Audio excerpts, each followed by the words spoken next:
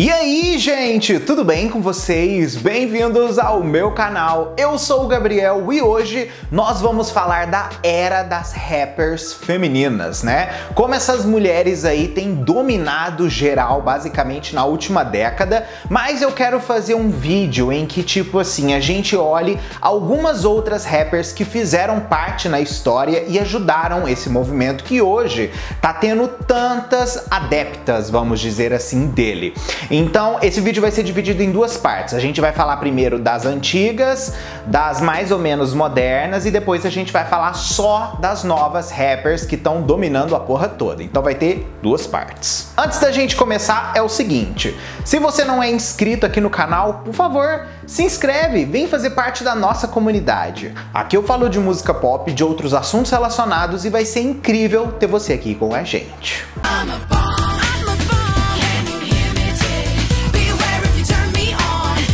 Desde o início dos tempos, quando o hip hop surgiu de fato e começou a chegar no mainstream, ele sempre tratou de contar muitas histórias. O som do movimento foi criado pelo redirecionamento criativo da música que já existia. O sucesso dos MCs no gênero foi baseado na sua disposição de quebrar formas antigas e empunhar os fragmentos para criar um novo estilo de autoexpressão. Os rappers de todas as eras sempre trabalharam muito com os jogos de palavras, as expressões populares e outras coisas que meio que não faziam parte de toda uma era da música polida comercialmente. Os rappers realmente começaram a injetar realidade, onde tudo era muito produzido midiaticamente para ser vendido bem padrão. A gente teve experiências sombrias sendo expostas, violência, romantismo, esperança, alguns rappers se apresentando como heróis, testemunhas de crimes ou outras coisas e até videntes. É sempre muito fácil de olhar como o hip hop é uma coisa dominada pelo público masculino. E se a gente olhar bem recente, agora que a gente realmente está tendo um grande número de rappers surgindo. Porque no passado, isso daí era uma coisa onde apenas homens tinham voz e força. Letras fanfarronas sobre violência, sexo, arrogância e masculinidade reinam em um espaço onde as mulheres, na maioria dos casos, são consideradas apenas conquistas dos homens, ou seja, objetos. A crítica especializada, o hip hop e o rap não ia ser um gênero que ia ter uma ascensão tão formidável quanto outros. Na verdade, eles achavam que o rap e o hip hop ia ser algo realmente muito passageiro. Só que com a evolução dos artistas, com a questão assim do público realmente procurar esse gênero, isso daí começou a ficar cada vez maior e mais forte dentro desses movimentos, fazendo assim com que os artistas durassem mais dentro desse gênero. Mas vamos começar a falar de fato do momento em que uma mulher consegue lançar um álbum de hip hop, porque o primeiro álbum de hip hop só foi ser lançado por uma mulher no final dos anos 80. A pessoa dita como a percussora do rap feminino foi a MC Lyte, né, gente?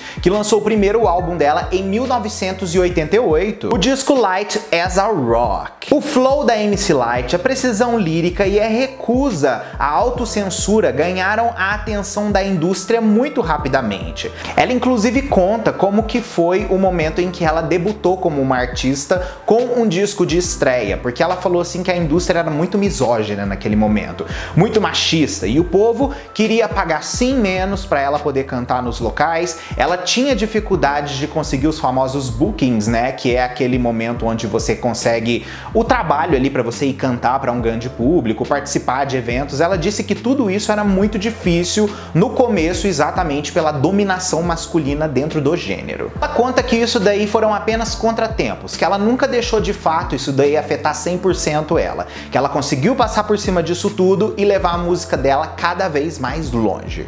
Em 1993, Roughneck foi indicada ao Grammy de melhor single de rap, tornando a MC Lyte a primeira artista feminina desse gênero a ser ali colocada num Grammy. Nos últimos anos, a própria MC Lyte pediu que a categoria Female Rap Solo fosse reintegrada, dizendo que destrói a cultura do hip hop não ter a perspectiva de uma mulher. Depois do grande fenômeno que foi a MC Lyte, nós tivemos uma pessoa que é até assim, vamos dizer, bem popular até hoje na cabeça de muita gente quando se fala em televisão e mídia, que é Queen Latifah. Você com certeza já deve ter assistido algum filme na sessão da tarde com a Queen Latifah, já deve ter visto ela apresentando programas, entre outras mil coisas, mas muita gente nem imagina que ela foi uma das líderes do movimento do hip hop feminino lá nos anos 90. Queen Latifah fez o seu nome falando sobre questões da vida das mulheres negras e periféricas. Canções como Ladies First e também Unite discutem a violência doméstica e um outro grande problema que as mulheres passam, que é o assédio nas ruas. Foi muito importante para ela se tornar uma das vozes mais populares do estado de Nova Jersey, assim também como uma das rappers mais populares dos anos 90. Ao lado da Queen Latifah, nós tínhamos também um duo de hip hop feminino que foi muito marcante, que foi Salt-N-Pepa. Quando Cheryl James e a Sandra Denton uniram forças em 1985, grande parte da indústria fonográfica ainda acreditava que o hip hop era uma moda passageira. Elas se autodenominaram Salt and Pepper, ou seja, sal e pimenta. As duas lançaram The Showstopper, uma resposta ao hit de Doug E. Fresh The Show. As meninas eram vestidas com shorts curtos e camisas justas à mostra. Essa dupla governou uma revolução positiva para o sexo feminino nos anos 90. As canções delas, Push It, Do You Really Want Me, Let's Talk About Sex e Shoop, foram grandes hits comerciais. Salt-N-Pepa falava muito de sexo, principalmente sobre os desejos de uma mulher, ao mesmo tempo que elas exigiam muito respeito, ao mesmo tempo ali nas suas músicas. Elas pregavam valores feministas e também manifestavam-se contra a agressão e a discriminação das mulheres.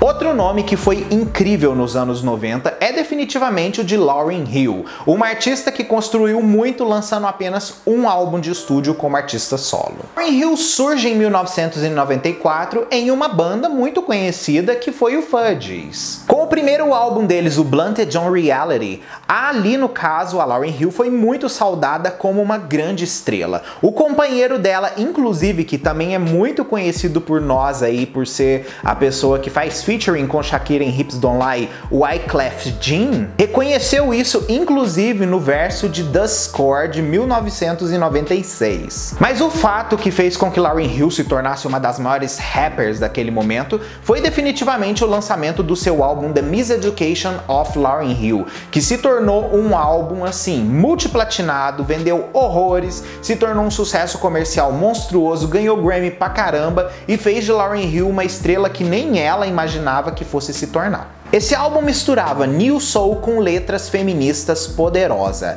Ela mergulhou profundamente nas complicações inerentes à feminilidade, maternidade, feminilidade negra e o mundo da música.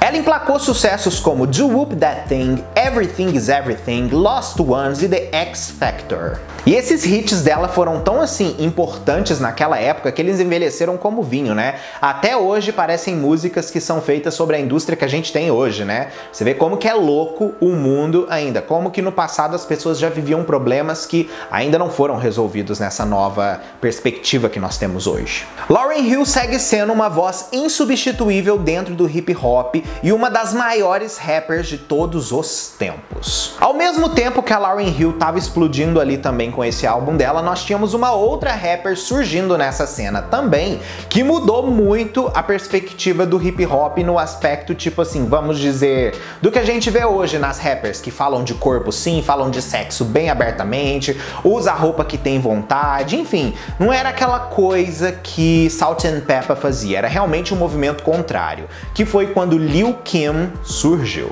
Lil Kim é a mulher que citou na sua primeira frase: tem palhaços comendo uma puta enquanto eu assisto desenhos animados. Definitivamente não precisava de muita introdução nesse período, né? Lil Kim reinou nos anos 90, assim também como nos anos 2000, mas o último disco dela realmente relevante foi em 2005, The Naked Truth. Ela lançou algumas coisas depois disso daí, como mixtapes e até um novo álbum recentemente, que não teve, obviamente, o mesmo apelo do que aconteceu aconteceu alguns anos atrás com a hiperpopularidade que ela tinha. A Lil Kim chocou tanto quando ela apareceu por causa dos discursos que ela fazia nas músicas, como ela se vestia, como que eram as capas do CD dela, que por muito tempo as pessoas que surgiam depois do movimento de Lil Kim eram automaticamente estereotipadas como próximas Lil Kims, exatamente por causa do grande efeito que ela teve dentro da indústria, né? Tipo assim, as pessoas tinham que, ou você era igual a Lil Kim ou você era menos que a Lil Kim, entendeu? Era basicamente assim que a indústria funcionava com ela. Lil Kim abusava das lingeries, abusava das rendas, abusava dos diamantes e também ali das suas letras quentes. Lil Kim, inclusive, explicou muito sobre a perspectiva da gravadora em relação ao trabalho dela por muito tempo. E ela explicou o seguinte à Billboard em 2014. Minha gravadora não entendia uma rapper sendo sexy. Eles pensavam que eu precisava parecer a MC Lyte, usar moletons e tudo isso. Na verdade, eu não queria me encaixar naquilo ali. Eu nasci pra ser outra coisa. Eu precisava botar pra fora o que eu tinha vontade. A Lil Kim usou o sexo pra se empoderar e botar pra fora tudo que as mulheres meio que tipo assim, não podiam falar por serem mulheres. Principalmente envolvendo o aspecto de palavrão, putaria, essas coisas que os caras estavam recheando as músicas de hip hop nos anos 90. Mas ela ainda disse que mesmo fazendo tudo isso, se botando à frente do movimento e fazendo muita coisa acontecer, sim, por ela ser a porta, ela ainda disse que recebia muita limitação exatamente pelo hip hop ser muito machista. Outra rapper que surgiu também nos anos 90 e que deixou a gente alucinado foi definitivamente Missy Elliott. Essa daí tem que ter ainda um vídeo só sobre ela aqui no canal, porque essa é de tirar o fôlego. A Missy Elliott cresceu com uma pessoa que já falamos aqui no canal, que foi Timbaland. E ele foi uma das pessoas assim que ajudou muito ela a descobrir aquele som Missy Elliott, característico dela, que marcou tanto uma geração. Com o lançamento do mega álbum Supa Dupa Fly, que rendeu inclusive o super hit de rádio The Rain, fez exatamente com que ela se tornasse uma grande artista. Ela foi amplamente aclamada pelo tipo de clipe imaginário, inventivo que ela fez, muito criativo, que apostava em outras coisas, e até diziam que ela foi uma revolução estética dentro dessa nova perspectiva de rappers femininas. O próximo álbum dela, The Real World, foi igualmente bem sucedido, assim também como o seu incrível Missy So Addictive, que teve inclusive Get Your Freak On, sendo um dos maiores sucessos da década. Mas a Missy Elliott, ela sempre foi uma artista que meio tipo assim, vamos dizer, levantou questionamento sobre o seu estereótipo. A Missy estava em total contraste com outras das novas rappers daquele momento. Ela estava muito mais voltada a usar roupas largas, mostrar o seu corpo que ficou assim, vamos dizer, mais gordo com o tempo, que muita gente achava que era errado e que elas tinham que ser sempre magras absolutas. E através da sua visão artística, ela criou um trabalho de corpo único que cimentou ela na posição de lenda da música moderna. Eu vou chegar somente até aqui nesse vídeo porque depois a gente vai falar das rappers que vieram na geração seguinte, que vocês já devem imaginar quem vai estar no próximo vídeo, né? Obviamente tem algumas pessoas que eu não citei aqui, que eu vou continuar citando no parte 2, porque eu acho que é muito importante a gente continuar ressaltando essas mulheres incríveis que surgiram na indústria do hip hop e do rap. E assim, deixo agora pra vocês. Vocês conheciam a história dessas mulheres? Vocês não conheciam? Comenta aqui que eu quero saber a opinião de vocês sobre esse assunto. E quem vocês esperam também assistir no próximo aí vídeo nosso relacionado a elas? Comenta aqui tudo que eu quero saber, beleza? Ó, um mega beijo e a gente se vê no próximo vídeo nosso aí.